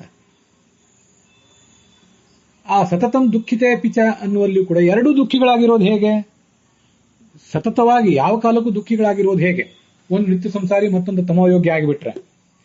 ಆದ್ರಿಂದ ಯಾವ ಕಾಲಕ್ಕೂ ಅವು ಎರಡೂ ಕೂಡ ದುಃಖಿಗಳಾಗಿರ್ಲಿಕ್ಕಿಲ್ಲ ಅಂತನ್ನೋ ಸಮಸ್ಯೆನೂ ಈ ವ್ಯಾಖ್ಯಾನಕ್ಕೆ ಬರ್ತದೆ. ಒಂದನ್ನು ತಮೋಯೋಗ್ಯ, ಒಂದನ್ನು ನಿತ್ಯ ಸಂಸಾರಿ ಅಂತ ಹೇಳುವ ವ್ಯಾಖ್ಯಾನಕ್ಕೆ. ಆದ್ರಿಂದ ಸತತಂ ದುಃಖಿತೆ ಅಂತಂದ್ರೆ ನಿತ್ಯ ಸಂಸಾರಿ ಆದದಕ್ಕೆ ಪೂರ್ಣವಾಗಿ ದುಃಖ, ಮತ್ತೆ ತಮೋಯೋಗ್ಯವಾದದಕ್ಕೆ, ನಾನು ಹೇಳುವಾಗ ಸ್ವಲ್ಪ ವ್ಯತ್ಯಾಸ ಮಾಡಿದೆ, ತಮೋಯೋಗ್ಯವಾದದಕ್ಕೆ ಪೂರ್ಣವಾದ ದುಃಖ, ನಿತ್ಯ ಸಂಸಾರಿ ಆದದಕ್ಕೆ ಒಂದಿಷ್ಟು ಸುಖ ಒಂದಿಷ್ಟು ದುಃಖ, ಇದೇ ಸತತ ಅಂತ ಹೀಗೆ ಅಲ್ಲಿಯೂ ಕೂಡ ಅರ್ಥಾಂತರ ಮಾಡಬೇಕಾಗ್ತದೆ. ಅಂತೂ ಒಂದನ್ನ ತಮೋಯೋಗ್ಯ ಅಂತರೂ ಮತ್ತೊಂದು ನಿತ್ಯ ಸಂಸಾರಿ ಅಂತರೂ ಹೇಳುವ ಪಕ್ಷಕ್ಕೆ ಅನಂತ ಆಚ್ಛಾದಿನಿ ಹರೇಹೇ ಅನ್ನುವ ಭಾಗವತ ತಾತ್ಪರ್ಯದ ಮಾತು ಬೆಂಬಲಾಗಿದ್ರೂ ಕೂಡ ಉಭಯ ಪ್ರಕೃತಿ ದುಷ್ಟ, ಎರಡೂ ಪ್ರಕೃತಿಗಳು ದುಷ್ಟವಾಗಿವೆ ಮತ್ತು ಅವೆರಡೂ ಕೂಡ ದುಃಖಿತಗಳಾಗಿವೆ ಅನ್ನುವ ಆಚಾರ್ಯರ ಮಾತಿನ ಒಂದು ವಿರೋಧ ಬರ್ತದೆ.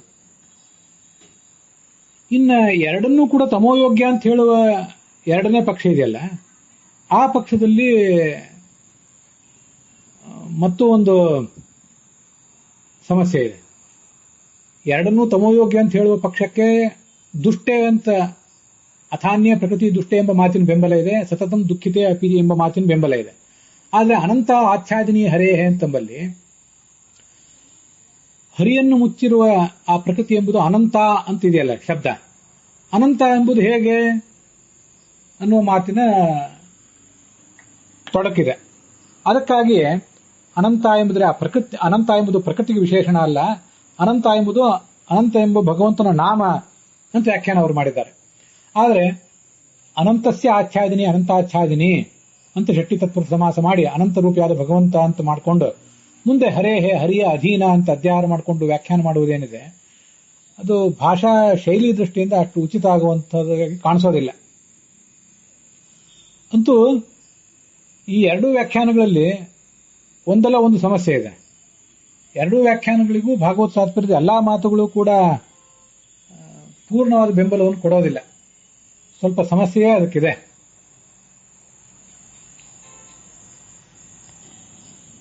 ಈ ಪರಮಾಚ್ಛಾದಿಕ ಪ್ರಕೃತಿಗೆ ನಾಶ ಇಲ್ಲ, ಅದನ್ನು ಕೇವಲ ದೂರ ಸರಿಸುವುದು ಅಂತ ಹೇಳ್ತಾರಲ್ಲ. ಯಾಕೆ ದೂರ ಸರಿಸುವುದು ಅಂದ್ರೆ ಆ ಪರಮಾಚ್ಛಾದಿಕ ಪ್ರಕೃತಿ ಪೂರ್ಣವಾಗಿ ನಷ್ಟವೇ ಆಗಿಬಿಟ್ರೆ ಅದು ಆ ಪರಮಾತ್ಮನ ಸ್ವರೂಪ ಎಲ್ರಿಗೂ ಕಾಣಿಸ್ಬೇಕಲ್ಲ, ಎಲ್ರಿಗೂ ಕಾಣಿಸೋದಿಲ್ಲ. ಆದ್ರಿಂದ ಅದನ್ನು ದೂರ ಸರಿಸೋದಿಲ್ಲ, ಅದನ್ನು ಪೂರ್ಣ ನಾಶ ಮಾಡೋದಿಲ್ಲ, ಕೇವಲ ದೂರ ಸರಿಸುವುದು ಮಾತ್ರ ಅಂತ ಕೆಲವರು ವ್ಯಾಖ್ಯಾನ ಮಾಡ್ತಾರೆ. ಒಂದು ಪರದೆ, ರಂಗಮಂದಿರಕ್ಕೆ ಒಂದು ಪರದೆಯನ್ನು ಮುಚ್ಚಿ ಹಾಕಿದ್ದಾರೆ. ಅಲ್ಲಿ ಯಾರೋ ಒಬ್ಬರಿಗೆ ಮಾತ್ರ ಪರದೆಯನ್ನು ಸರಿಸಿ ಒಳಗಿರುವ ಸಂಗತಿಯನ್ನು ತೋರಿಸ್ತಾರೆ, ಇನ್ನು ಉಳಿದವರು ಯಾರಿಗೂ ಅದು ಕಾಣಬೇಕಾಗಿಲ್ಲ. ಆದ್ರಿಂದ ಪರಮಾಚ್ಛಾದಿಕ ಪ್ರಕೃತಿಗೆ ದೂರ ಸರಿಸೋದು ಮಾತ್ರ, ಸ್ವಲ್ಪ ದೂರ ಸರಿಸೋದು ಒಬ್ಬರ ಪಾಲಿಗೆ, ಉಳಿದವ್ರ ಪಾಲಿಗೆ ಅದನ್ನು ದೂರ ಸರಿಸೋದಿಲ್ಲ ಅಂತ ಕೆಲವರು ಹೇಳಿದ್ದನ್ನ ನಾವು ಕೇಳ್ತೇವೆ. ಆದ್ರೆ ಆ ಅಭಿಪ್ರಾಯ ಸಮಂಜಸ ಅಲ್ಲ. ಇಲ್ಲಿ ಪರಮಾಚ್ಛಾದಿಕ ಪ್ರಕೃತಿ ಎಂಬುದು ಎಲ್ಲಾ ಸಾತ್ವಿಕ ಭಕ್ತರಾದವರಿಗೂ ಕೂಡ ಒಂದೇ ಪ್ರಕೃತಿ ಅಲ್ಲ, ಅದು ಆಚಾರ್ಯರ ಅಭಿಪ್ರಾಯಕ್ಕೆ ವಿರುದ್ಧ. ಅಲ್ಲಿ ಆಚಾರ್ಯರ ಅಭಿಪ್ರಾಯ ಸ್ಪಷ್ಟವಾಗಿದೆ. ನೃಷು ಪ್ರಾತಿಸ್ವಿಕಂ ಸ್ಥಿತೆ. ಈ ಸಗುಣಾಚ್ಛಾದಿಕ ಪ್ರಕೃತಿ ಮತ್ತು ಪರಮಾಚ್ಛಾದಿಕ ಪ್ರಕೃತಿ ಎರಡೂ ಕೂಡ ಪ್ರತಿಯೊಂದು ಜೀವಕ್ಕೂ ಬೇರೆ ಬೇರೆನೇ ಇದೆ. ಹಾಗಾಗಿ ಒಬ್ಬ ಸಾತ್ವಿಕ ಭಕ್ತ ಪರಮಾಚ್ಛಾದಿಕ ಪ್ರಕೃತಿಯನ್ನು ಕಳ್ಕೊಂಡ ಅಂದ ಮಾತ್ರಕ್ಕೆ ಉಳಿದವರಿಗೆ ಭಗವಂತನ ಸ್ವರೂಪ ಏನು ಪೂರ್ಣವಾಗಿ ಕಾಣಬೇಕಾಗಿಲ್ಲ. ಯಾಕಂದ್ರೆ ಅವರಿಗೆ ಪರಮಾಚ್ಛಾದಿಕ ಒಂದು ಬೇರೆ ಇದ್ದೇ ಇರ್ತದೆ, ಸುಗುಣಾಚ್ಛಾದಿಕ ಅಂತೂ ಒಂದು ಬೇರೆ ಇದ್ದೇ ಇರ್ತದೆ. ಪರಮಾಚ್ಛಾದಿಕ ಒಬ್ಬ ಭಕ್ತಂದ ನಷ್ಟ ಆದ ಮಾತ್ರಕ್ಕೆ ಇನ್ನೊಬ್ಬ ಭಕ್ತನಿಗೂ ಪರಮಾತ್ಮ ಕಾಣಬೇಕಾಗಿಲ್ಲ. ಅಲ್ಲಿ ಆ ಸುಗುಣಾಚ್ಛಾದಕ ಪ್ರಕೃತಿಯ ಜೊತೆಗೆ ಪರಮಾಚ್ಛಾದಿಕನೂ ಒಂದು ಪ್ರತ್ಯೇಕವಾಗಿರ್ತದೆ ಅವನಿಗೆ. ಆದ್ರಿಂದ ಈ ಕೆಲವರ ಅಭಿಪ್ರಾಯ ಹೇಳ್ತಾರೆ ಅದೇನು ಅಷ್ಟು ಉಚಿತವಾದ ಅಭಿಪ್ರಾಯ ಅಲ್ಲ. ಅದನ್ನು ನಾವು ಆಚಾರ್ಯರ ಅಭಿಪ್ರಾಯದ ಸ್ಪಷ್ಟ ವಿರೋಧ ಇರುವುದರಿಂದ, ಎರಡೂ ಪ್ರಕೃತಿಗಳು ಪ್ರತಿಯೊಂದು ಜೀವನಿಗೂ ಬೇರೆ ಬೇರೆನೇ ಅಂತ ಇರೋದ್ರಿಂದ ಅದನ್ನು ಬಿಟ್ಟುಬಿಡುವುದು ಒಳ್ಳೆಯದು. ಪರಮಾಚ್ಛಾದಿಕ ಪ್ರಕೃತಿಗೆ ನಾಶ ಇಲ್ಲ, ಅದನ್ನ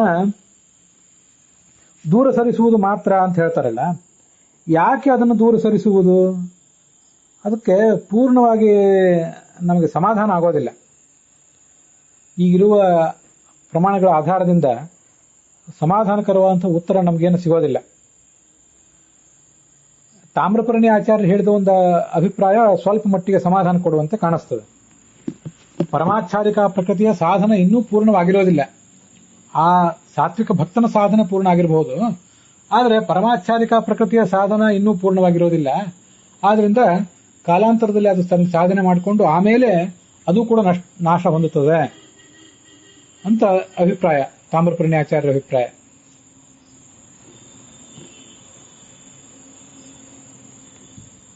ಪರಮಾಚ್ಛಾದಿಕ ಪ್ರಕೃತಿಗೆ ಯಾವ ಕಾಲದಲ್ಲಿಯೂ ಕೂಡ ನಾಶ ಇಲ್ಲವೇ ಇಲ್ಲ, ಅದು ಮುಕ್ತಿಯಲ್ಲಿಯೂ ಕೂಡ ಇರ್ತದೆ ಅಂತ ಹೇಳುವವರು ಕೆಲವರಿದ್ದಾರೆ.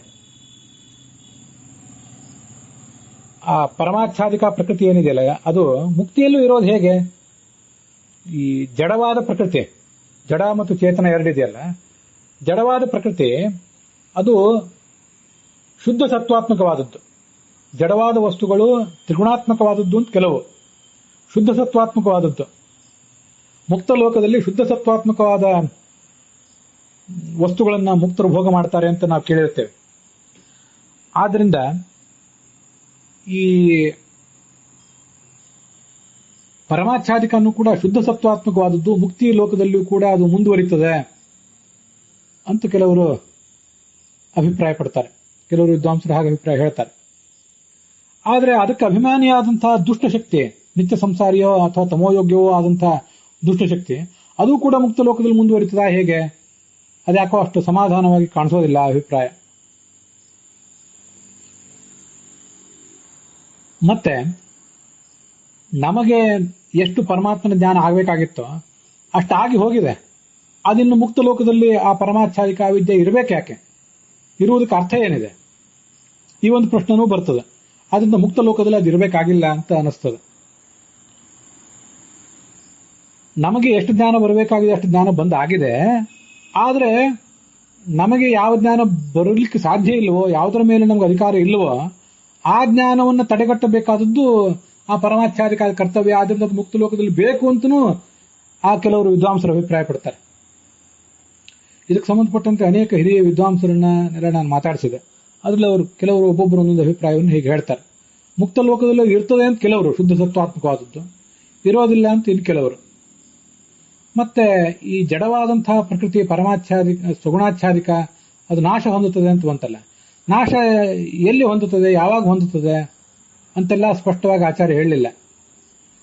ಜೀವನಿಗೆ ಅಪರೋಕ್ಷ ಜ್ಞಾನ ಆದ ಕೂಡಲೇ ಆ ಸುಗುಣಾಚ್ಛಾದಿಕ ವಿದ್ಯಾ ನಾಶ ಹೊಂದುತ್ತದೋ, ಮತ್ತು ಮುಂದೆ ಆ ಜೀವ ತನ್ನ ಪ್ರಾರಬ್ಧ ಕರ್ಮವನ್ನು ಅನುಭವಿಸ್ತಾ ಅಪರೋಕ್ಷ ಜ್ಞಾನ ಆದ್ಮೇಲೂ ಕೂಡ ಅನೇಕ ಕಾಲ ಇರ್ತಾನಲ್ಲ, ಆವಾಗ ಸುಗುಣಾಚ್ಛಾದಿಕ ಅವನಿಗೆ ಇರ್ತದೋ ಇಲ್ವೋ, ಮತ್ತು ಪರಮಾಚ್ಛಾದಿಕನೂ ಕೂಡ ಆವಾಗ ಇರ್ತದೋ ಇಲ್ವೋ.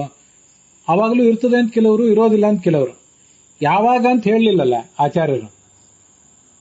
ಮೋಕ್ಷಕ್ಕೆ ಹೋಗುವಾಗಲೇ ಸುಗುಣಾಚ್ಛಾದಿಕ ಮತ್ತು ಪರಮಾಚ್ಛಾದಿಕ ಎರಡನ್ನೂ ನಾಶಪಡಿಸ್ತಾನೋ, ಅಥವಾ ಮೋಕ್ಷಕ್ಕೆ ಹೋಗುವುದು ಇನ್ನೂ ವಿಳಂಬ ಇದ್ದಾಗಲೇ ಜೀವನ್ಮುಕ್ತ ಸ್ಥಿತಿಯಲ್ಲೇ ಪರಮಾತ್ಮನನ್ನು ಕಂಡ ಕೂಡಲೇ ಸುಗುಣಾಚ್ಛಾದಿಕ ಮತ್ತು ಪರಮಾಚ್ಛಾದಿಕ ಎರಡನ್ನೂ, ಅದರಲ್ಲೂ ಸುಗುಣಾಚ್ಛಾದಿಕವನ್ನು ನಾಶ ಮಾಡಿ ಪರಮಾಚ್ಛಾದಿಕವನ್ನು ದೂರ ಸರಿಸಿ ಮುಂದೆ ಆತ ಆ ಸಾಧಕ ಜೀವನ್ಮುಕ್ತ ಸ್ಥಿತಿಯನ್ನು ಅನುಭವಿಸ್ತಾನೆ, ಮುಂದೆ ಕಾಲಾಂತರದಲ್ಲಿ ಮುಕ್ತಿಯನ್ನು ಹೊಂದುತ್ತಾನೆ. ಹೀಗರ್ಥನ.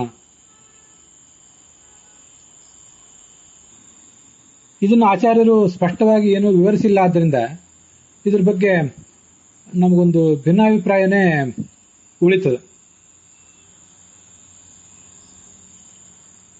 ಈ ಜಡವಾದ ಸುಗುಣಾಚ್ಛಾದಕಕ್ಕೆ ಈ ವಿರಜಾ ನದಿಯಲ್ಲಿ ಸ್ನಾನ ಮಾಡಿದಾಗ ಭಂಗ ಆಗ್ತದೆ ಅಂತ ಕೆಲವರು ವಿದ್ವಾಂಸರು ಅಭಿಪ್ರಾಯ ಪಡ್ತಾರೆ. ನಮ್ಮದು ಲಿಂಗದೇಹದ ಭಂಗ ವಿರಜಾ ನದಿಯಲ್ಲಿ ಸ್ನಾನ ಮಾಡಿದಾಗ ಆಗ್ತದಲ್ಲ, ಹಾಗೆ ಜಡವಾದ ಈ ಸುಗುಣಾಚ್ಛಾದಿಕ ಪ್ರಕೃತಿಗೂ ಕೂಡ ವಿರಜಾ ನದಿ ಸ್ನಾನದಿಂದಲೇ ಭಂಗ ಅಂತ ಕೆಲವರದು ಅಭಿಪ್ರಾಯ. ಆ ಸುಗುಣಾಚ್ಛಾದಿಕ ಪ್ರಕೃತಿಯೇ ನಷ್ಟವಾಗಿ ಹೋಗ್ತದೆ ಅಂತ ಕೆಲವರು ಹೇಳ್ತಾರೆ. ನಷ್ಟ ಆಗೋದಿಲ್ಲ, ಅದು ಜೀವನಿಂದ ಕೇವಲ ಕಳಿಸ್ಕೋತದೆ. ಆ ಸುಗುಣಾಚ್ಛಾದಿಕ ಪ್ರಕೃತಿ ಆ ಲಿಂಗದೇಹ ಅಂತನ್ನೋದು ಆ ವಿರಜಾ ನದಿಯಲ್ಲಿ ತೇಲುತ್ತಾ ಇರ್ತದೆ ಅಂತ ಕೆಲವು ಕಡೆ ವರ್ಣನೆ ಇದೆ. ಸರ್ವಮೂಲದಲ್ಲಿಲ್ಲ, ಕೆಲವು ಕಡೆ ಬೇರೆ ಕಡೆ ವರ್ಣನೆ ಇದೆ. ಲಿಂಗದೇಹವು ಕೂಡ ನಷ್ಟ ಆಗೋದಿಲ್ಲ, ಛಿದ್ರ ನಾಶ ಹೊಂದದೇನೆ ಹಾಗೆ ತೇಲ್ತಾ ಆ ವಿರಜಾ ನದಿಯಲ್ಲಿ ಇರ್ತದೆ. ಹಾಗೇನೆ ಈ ಸ್ವಗುಣಾಚ್ಛಾದಕ ಅವಿದ್ಯಾನೂ ಕೂಡ ಜೀವನಿಂದ ದೂರ ಆಗಿ ಅದು ಆ ವಿರಜಾ ನದಿಯಲ್ಲಿ ತೇಲ್ತಾ ಇರುವ ಸಾಧ್ಯತೆ ಇದೆ ಅಂತ ಕೆಲವರು ಅಭಿಪ್ರಾಯ ಹೇಳ್ತಾರೆ. ಎಲ್ಲವೂ ಕೂಡ ನಾವು ಇದು ಊಹೆ ಮಾಡಿದ್ದು ಮಾತ್ರ, ನಮ್ಗೆ ಇದರಿಂದ ಸ್ಪಷ್ಟತೆ ಏನೂ ಸಿಗೋದಿಲ್ಲ. ಆಚಾರ್ಯರು ಕೂಡ ನಿತ್ಯ ಸಂಸಾರಿ ಯಾವುದು ಮತ್ತೆ ಜಡ ಯಾವುದು ಅಂತ ಸ್ಪಷ್ಟವಾಗಿ ಹೇಳಲಿಲ್ಲ. ಆಚಾರ್ಯರ ಮಾತಿನಿಂದ ನಾವು ಅನುಮಾನಗಳ ಮೂಲಕ ಊಹೆ ಮಾಡಬೇಕಾಗ್ತದೆ. ಊಹೆ ಮಾಡಿದ್ರಿಂದಲೇ ಈ ಥರದ ಎರಡು ಅಭಿಪ್ರಾಯಗಳು ಹೊರಟಿರೋದು. ಎರಡೂ ಪಕ್ಷಗಳಿಗೂ ಕೂಡ ಒಂದೊಂದು ಬಾಧಕ ಇದ್ದೇ ಇದೆ. ಇಂಥದೇ ಪಕ್ಷವನ್ನ ನಿರ್ದುಷ್ಟ ಪಕ್ಷ ಅಂತ ಹೇಳಲಿಕ್ಕೆ ನಮಗೇನು ಮಾನದಂಡಗಳು ಈಗ ಸಿಕ್ತಿಲ್ಲ ನನ್ನ ಅಭಿಪ್ರಾಯದಲ್ಲಿ. ಯಾಕೆಂದ್ರೆ ಈ ತಾಮಸ ಪ್ರಕೃತಿಯನ್ನ, ಅದು ತಾಮಸ ಪ್ರಕೃತಿ ಆದ್ರಿಂದ ಅದನ್ನು ಕೊಲ್ಲಬೇಕು ಅಂತ ಒಂದು ವ್ಯಾಖ್ಯಾನ ಏನು ಮಾಡ್ತಾರಲ್ಲ, ತಾಮಸ ಪ್ರಕೃತಿ ಆದ್ರಿಂದ ಅದನ್ನು ಕೊಲ್ಲಬೇಕು ಅಂತ ಯಾಕೆ? ರಾಜಸ ಪ್ರಕೃತಿಯವರಿಗೂ ಮತ್ತು ಸಾತ್ವಿಕ ಪ್ರಕೃತಿಯವರಿಗೂ ಕೂಡ ಸಾವು ಅನ್ನೋದು ಇದ್ದೇ ಇದೆಯಲ್ಲ. ಚತುರ್ಮುಖ ಬ್ರಹ್ಮನಿಗೂ ಸಾವಿದ್ದೇ ಇದೆ. ಸಾವೇ ಇಲ್ಲದೆ ಇರುವಂತಹ ಜೀವ ಜಗತ್ತಿನಲ್ಲಿ ಯಾವುದೂ ಇಲ್ಲವೇ ಇಲ್ಲ. ಸಾವು ಅನ್ನೋದು ಪ್ರತಿಯೊಂದಕ್ಕೂ ಕೂಡ ಇದ್ದೇ ಇದೆ. ಅದರಿಂದ ತಾಮಸ ಪ್ರಕೃತಿಗೆ ಮಾತ್ರ ಸಾವು ಅನ್ನುವ ಮಾತು ಅಷ್ಟೇನು ಯುಕ್ತ ಅಲ್ಲ. ಪರಮಾಚ್ಛಾದಿಕ ಪ್ರಕೃತಿ ಅದು ರಾಜಸ ಪ್ರಕೃತಿ, ಆದ್ರಿಂದ ಅದಕ್ಕೆ ಹನನ ಇಲ್ಲ, ಅದನ್ನು ದೂರ ಸರಿಸುವುದು ಮಾತ್ರ ಅನ್ನೋದು ಆ ತರ್ಕವೂ ಸರಿಯಲ್ಲ. ರಾಜಸ ಪ್ರಕೃತಿಗೆ ಹನನ ಇಲ್ಲ ಅಂತ ಮಾತ್ರ ಅಲ್ಲ, ಸಾತ್ವಿಕ ಪ್ರಕೃತಿ ತಾಮಸ ಪ್ರಕೃತಿ ಯಾವುದಕ್ಕೂ ಕೂಡ ಹನನ ಇಲ್ಲ. ಹನನ ಹತ್ಯೆ ಅಂತ ಅನ್ನೋದು ಜೀವಸ್ವರೂಪಕ್ಕೆ ಇಲ್ಲವೇ ಇಲ್ಲ. ಜೀವಸ್ವರೂಪವನ್ನು ಆವರಿಸಿರುವಂತಹ ಲಿಂಗದೇಹ ಮತ್ತೆ ಅನಿರುದ್ಧ ದೇಹ, ಭೌತ ದೇಹ, ಇದಕ್ಕೆ ಸಂಬಂಧಪಟ್ಟಂತೆ ನಾಶ ಅಂತನ್ನೋದು ಎಲ್ಲದಕ್ಕೂ ಇದ್ದೇ ಇದೆ.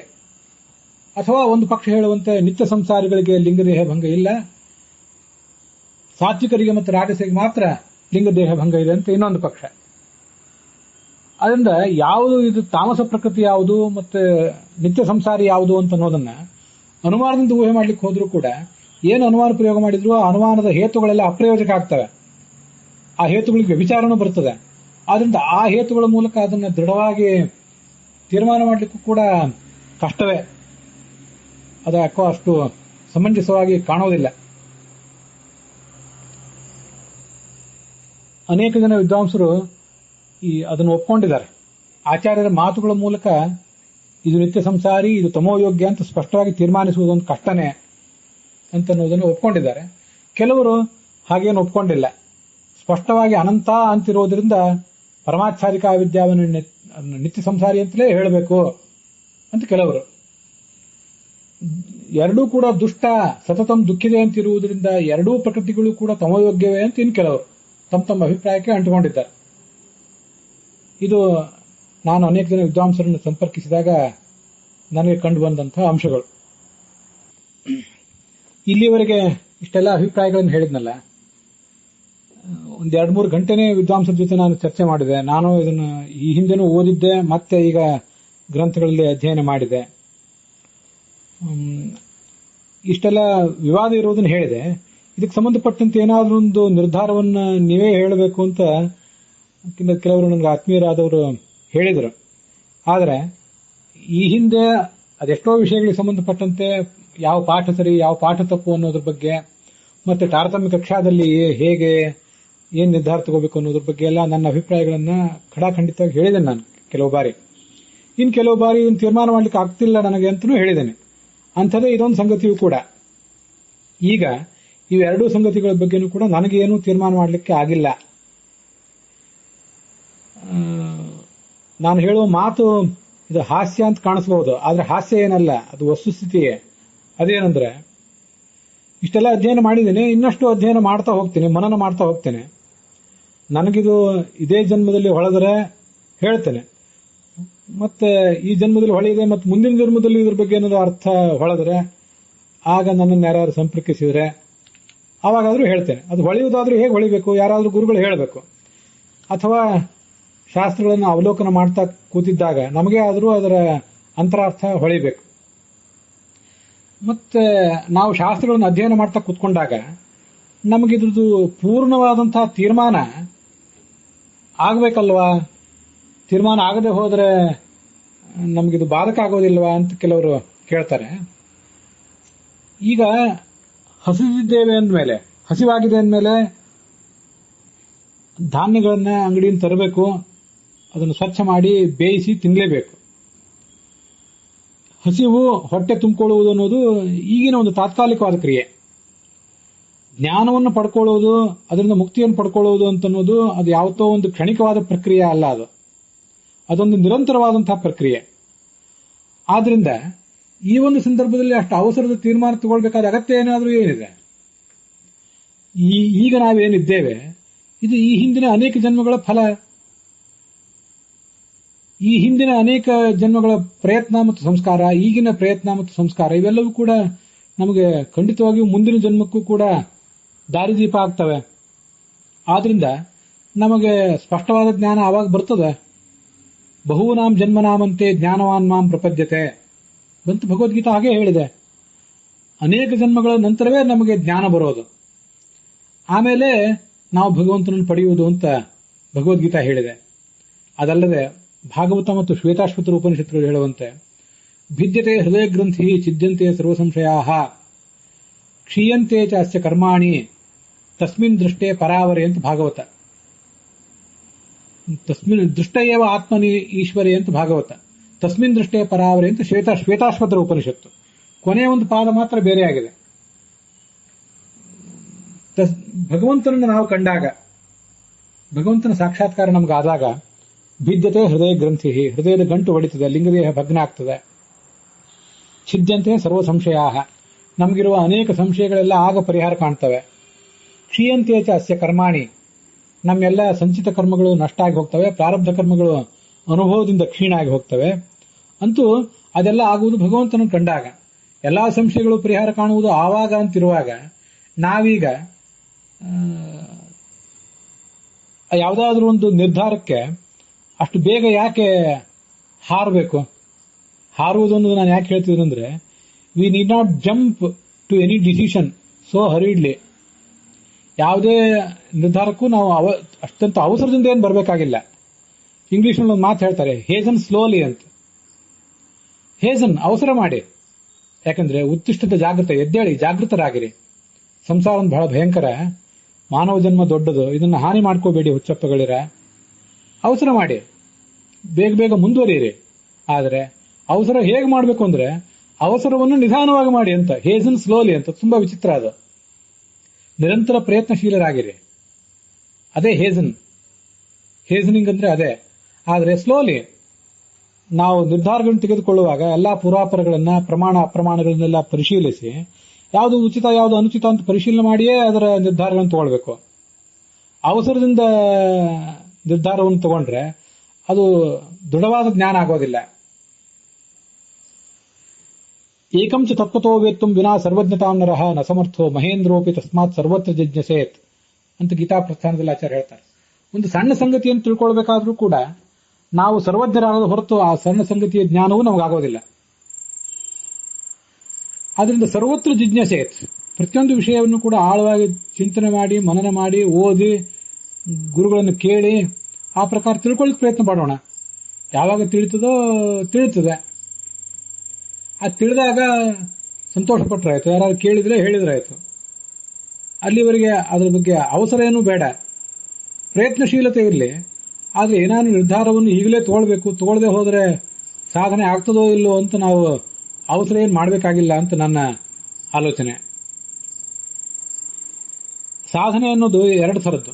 ಒಂದು ಮಾಹಿತಿಗಳನ್ನು ಸಂಗ್ರಹ ಮಾಡೋದು, ಅನೇಕ ಅಂಕಿ ಅಂಶಗಳು, ಮಾಹಿತಿಗಳು, ಇದಕ್ಕೆ ಅರ್ಥ ಏನು, ಆ ಶಬ್ದಕ್ಕೆ ಅರ್ಥ ಏನು, ಯಾವ ಪಾಠ ಸರಿ ಇತ್ಯಾದಿ ಮಾಹಿತಿಗಳನ್ನು ಸಂಗ್ರಹ ಮಾಡುವುದು ಒಂದು ಸಾಧನೆ. ಕಾಮಕ್ರೋಧಗಳನ್ನು ನಾಶ ಮಾಡಿಕೊಳ್ಳುವುದು ಇನ್ನೊಂದು ರೀತಿ ಸಾಧನೆ. ಕಾಮಕ್ರೋಧ ಮೊದಲಾದ ಅರಿಷಡ್ವರ್ಗಗಳ ನಾಶ ಆಗಬೇಕಾದ್ರೆ ಆ ಅನೇಕ ಸಂಗತಿಗಳ ಜ್ಞಾನವೂ ಬೇಕು, ಮಾಹಿತಿಗಳು ಬೇಕು. ಮತ್ತೆ ಮಾಹಿತಿಗಳು ತಿಳಿಬೇಕಾದ್ರೆ ಕಾಮಕ್ರೋಧಗಳು ಕೂಡ ನಾಶ ಆಗಲೇಬೇಕು. ಅದರಲ್ಲೂ ಅತೀಂದ್ರಿಯವಾದ ಸಂಗತಿಗಳ ಕುರಿತಾದ ಮಾಹಿತಿಗಳು ನಮಗೆ ಸಿಗಬೇಕಾದ್ರೆ ಕಾಮಕ್ರೋಧಗಳು ನಾಶ ಹೊಂದಬೇಕು. ಅನೇಕ ಬಾರಿ ನಾನು ಇದನ್ನು ಆಲೋಚನೆ ಮಾಡೋದಿದೆ. ನಮಗೆ ವ್ಯಭಿಚಾರ ಯಾಕೆ ಮಾಡಬಾರ್ದು, ಮದ್ಯಪಾನ ಯಾಕೆ ಮಾಡಬಾರ್ದು, ಭ್ರಷ್ಟಾಚಾರ ಯಾಕೆ ಮಾಡಬಾರ್ದು ಅನ್ನುವುದೇ ಸರಿಯಾಗಿ ಮನವರಿಕೆ ಆಗಿಲ್ಲ. ಯಾವುದ್ಯಾವುದೋ ತುಡಿತಗಳಿಗೆ ಪ್ರೇರಣೆಗಳಿಗೆ ಒಳಗಾಗಿ ನಾವು ಏನೇನೋ ತಪ್ಪುಗಳನ್ನು ಮಾಡಿಬಿಡ್ತೇವೆ. ಲೌಕಿಕ ಸಂಗತಿಗಳಿಗೆ ನಮಗೆ ಅರ್ಥ ಆಗೋದಿಲ್ಲ. ಹಾಗಿರುವಾಗ ನಮಗೆ ಶಾಸ್ತ್ರ ಅರ್ಥ ಆಗೋದು ಹೇಗೆ? ಶಾಸ್ತ್ರ ಅರ್ಥ ಆಗಲಿಕ್ಕೆ ಅಷ್ಟು ವಿಳಂಬ ಇದೆ. ಅದೆಲ್ಲ ಸರಿಯಾಗಿ ಅರ್ಥ ಆಗಲಿಕ್ಕೆ ಅನೇಕ ಮಜಲುಗಳನ್ನೇ ನಾವು ದಾಟಿ ಹೋಗಬೇಕಾಗ್ತದೆ. ಅದರಿಂದ ಭಗವಂತನನ್ನ ಪ್ರಾರ್ಥಿಸಬೇಕು. ತಾನಾಗಿ ಆದರೂ ಹೊಳಸ್ತಾನೆ, ಅಥವಾ ಗುರುಗಳನ್ನು ಯಾರನ್ನಾದರೂ ಒದಗಿಸಿಕೊಟ್ಟು ಅವ್ರ ಮೂಲಕ ಆದರೂ ಅದರದ್ದೊಂದು ಅರ್ಥವನ್ನ ತೋರಿಸಿಕೊಡ್ತಾನೆ. ಆಗ ಈ ಎಲ್ಲ ಸಂಗತಿಗಳು ನಮಗೆ ಗೊತ್ತಾಗ್ತವೆ ಅಂತ ನಂದೊಂದು ಭಾವನೆ. ಇದರ ಬಗ್ಗೆ ನಿಮ್ಮ ಅಭಿಪ್ರಾಯವನ್ನು ನೀವೆಲ್ಲ ತಿಳಿಸಬೇಕು.